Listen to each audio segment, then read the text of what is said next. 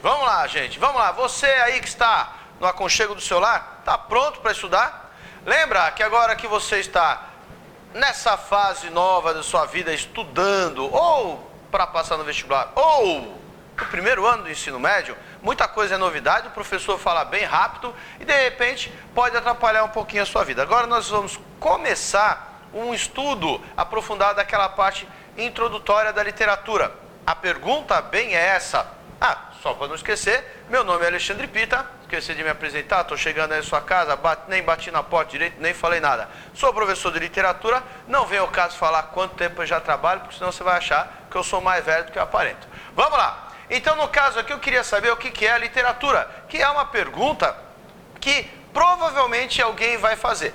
Lembrando, não importa onde você esteja estudando, se você está estudando para o vestibular, se você está estudando para acertar na prova, quando você pergunta, se depara com isso, o que é literatura, muita coisa pode aparecer. Vários formatos de pergunta poderão aparecer. No caso aqui, a literatura, ela veio da palavra litera. E litera, ao pé da letra, significa letra. Moral da história, qualquer coisa que você venha a escrever, você vai fazer uso da letra, que combinado vai dar a palavra, que combinado darão as frases, que combinado darão algum texto, que pode ser desde uma informação ou um texto literário. Então aí a gente já começa a fazer essa diferença. Por exemplo, a literatura, se você colocar com letra minúscula, a palavra literatura com letra minúscula, vem dessa ideia simples de letra. Ou seja, eu articulei as minhas palavras todas para produzir um texto. Pode ser uma redação? Pode. Você vai fazer, então, com isso que você é um autor literário? Não necessariamente, porque você quer dar um ponto de vista. Mas você também pode fazer um artigo de jornal, você pode fazer uma receita, você pode mostrar uma bula. Ou seja, desde que você escreva alguma coisa, isso pode ser tratado pela parte de literatura, pelo nome de literatura, mas com L minúsculo. Né? A literatura que provavelmente tanto o vestibular como a sua professora, o seu professor irão cobrar em uma prova, irão cobrar para verificar se você tem conhecimento, é aquela literatura com a letra maiúscula. É aquela literatura que é articulada, você vai articular as palavras para produzir algum efeito. Pode ser um efeito de prazer, pode ser uma mera distração, lendo uma poesia, perfeito? Pode ser para adquirir conhecimento, sim, por que não? Porque hoje, século XXI, quando você lê algum texto sobre o romantismo, você vai entrar em contato com os hábitos, costumes, roupas, curiosidades que havia naquela época. Mas, somado a isso, você vai ter o prazer de verificar, no caso do romantismo, que é uma escola muito tranquila, porque o nome já diz isso, né? Se você já ouviu uma música, se você já leu uma poesia que vai falar sobre o amor, se você já viu seu pai, sua mãe, alguém, você mesmo se apaixonando, então fica fácil. Você vai lá e lembra que o romantismo não é a mãe de todas as escolas literárias. Porém, quando você lembra de um texto da época de falar de amor, etc., você vê que isso daí vai dar emoção, vai dar prazer. E lembrando, eu quero que eu volto a falar, você vai conhecer a época do realismo, que é um pouquinho depois do romantismo, você vai ter também toda a parte artística que os autores colocaram, mas, somado a isso, tem aquela ideia do prazer. Muitas perguntas, muitas apostilas, muitos livros falam que esse tipo de literatura com L maiúscula tem a ver algo com uma acepção estética. Lembrando, filosoficamente, a palavra estética é muito ampla. Mas, antigamente, a palavra estética era associada ao prazer, ao belo. Então, alguma coisa que você tenha produzido que tenha sido satisfatório, salutar, que tenha dado prazer, que não foi só meramente informação. Então, uma bula de remédio, na literatura com L minúscula, ela vai dar uma informação. Quais são os efeitos colaterais, quais são os problemas, quais são as virtudes. Quando você pega a literatura com L maiúscula, é aquela coisa que vai ficar para a história. Tá, a gente sabe que tem alguns livros que estão lá na livraria que ninguém nem conhece muito, mas se ele foi publicado, algum editor achou que valia a pena, algum editor achou que tinha um apreço estético. Então lembra, romance, conto, poesia, música também pode ser considerado poesia, e peças de teatro, isso tudo, depois a gente vai especificar quais são os gêneros, isso lá na frente, bem lá na frente, em outra aula, né? Isso tudo é literatura com L maiúscula, é aquela que vai dar prazer, aquilo que vai te dar algo de bom, algo que você vai carregar. Aqui nós temos uma coisa que é muito prazerosa, que é uma massa de pizza. Como é que é? Para você pegar uma massa de pizza e fazer a pizza na sua casa, você tem que respeitar os ingredientes, tem o modo de preparo. Eu sei que poesia, dependendo de onde você esteja no Brasil, isso daí a pizza, aliás, é uma poesia, é uma coisa divina, é uma coisa harmoniosa, dá prazer, etc. Mas nós não estamos falando da redonda, daquela coisa cheirosa, nós estamos falando do texto.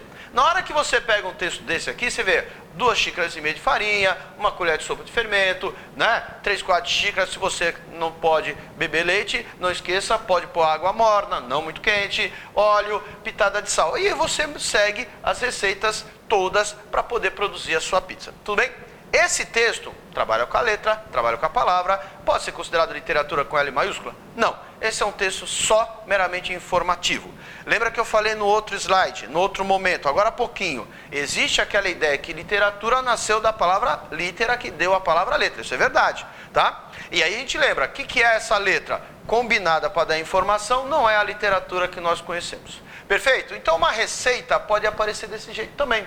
Uma receita de amor, 5 colheres de amizade, 7 colheres de carinho, 1 xícara de compreensão, 10 colheres de respeito, 1/4 de paixão, 8 colheres de sinceridade, 9 colheres de atração e 1 pitada de ciúme para temperar. O que você vai lembrar num texto desse?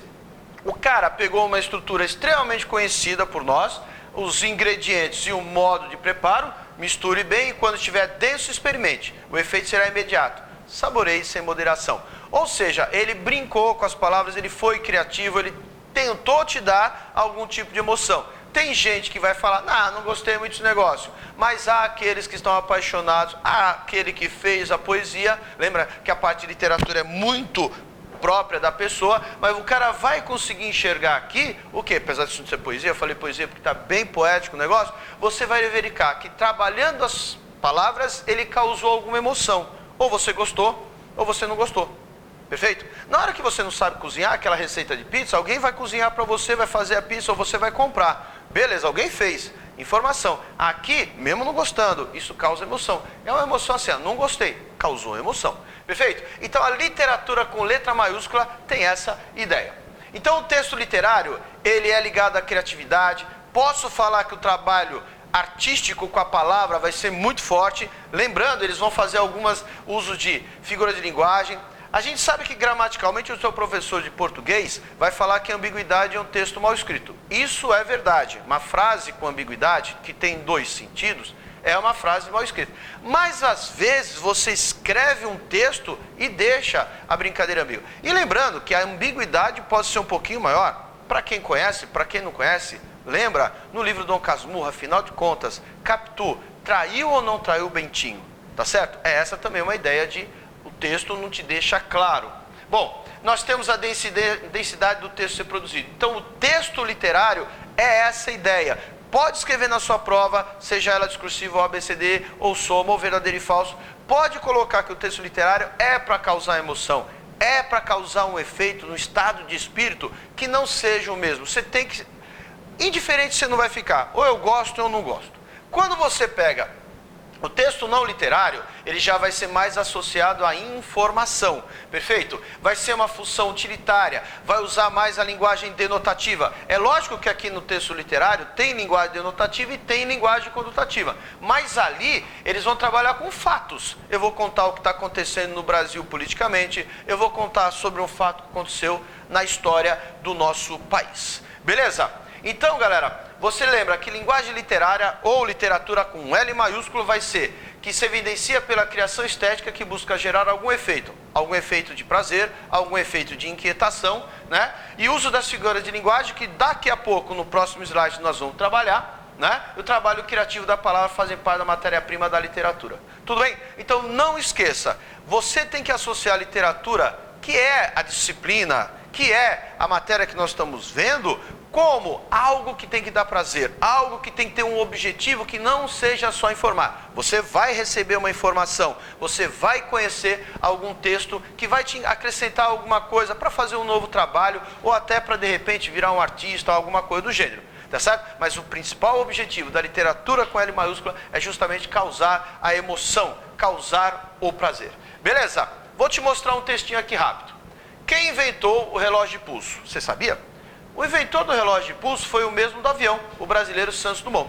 O pai da aviação pretendia cronometrar o tempo do voo dos seus aviões durante as experiências. Naquele tempo, os relógios ficavam nos bolsos, presos a uma corrente. Como Santos Dumont tinha dificuldade para tirar constantemente o relógio do bolso, encomendou ao joalheiro Cartier um modelo que ficasse fixo no braço e facilitasse o controle das horas. Está trabalhando com a palavra, não está? E esse texto está trabalhando com a palavra, ele é literário? Não, é meramente informativo. É uma boa informação para que nós conheçamos essa curiosidade, para quem não sabia, a respeito do Santos Dumont. O relógio do tic-tac do Vinícius de Moraes, né? Passa tempo, tic-tac, passa a hora, chega logo, tic-tac, vai-te embora. Passa tempo, bem depressa, vem depressa, não atrasa. Ou seja, para a gente não ficar aqui lendo, que você pode ver, o poema, ele vai aí depois ter mais coisas, ele vai ficar sempre nessa brincadeira. Ou seja, Vinícius de Moraes, que é um grande poeta e grande, né, letrista da história do Brasil, da literatura brasileira, ele pegou as palavras, o som, a onomatopeia do tic-tac e fez uma brincadeira, principalmente para o Arca de Noé, que é um livro infantil. Falando em poesia, nós temos o grande Mário Quintana. O mais feroz dos animais domésticos é o relógio de parede. Conheço um que já devorou 3 gerações da minha família. Ou seja, tanto o tic-tac, quer dizer, o relógio do Vinícius de Moraes, que é o tic-tac, como o relógio do Mário Quintana, falando que ele parece um bicho, dando até uma personificação para o relógio, perfeito? Dando uma vida para o relógio, ele trabalhou mais com a emoção. Se você der uma olhada, você pode não gostar desse, pode não gostar, pode gostar do 2, mas você concorda que isso daqui te dá uma inquietude, porque um dia nós todos estaremos velhos e o relógio vai continuar trabalhando lá preso à parede. Beleza? Então espero tê-los ajudado nessa brincadeira do que é literatura. Então literatura é tentar trabalhar a palavra com prazer, fazendo com que você modifique alguma coisa internamente. Meu nome é Alexandre Pita, espero tê-los ajudado. Um abração, gente. Tudo de bom.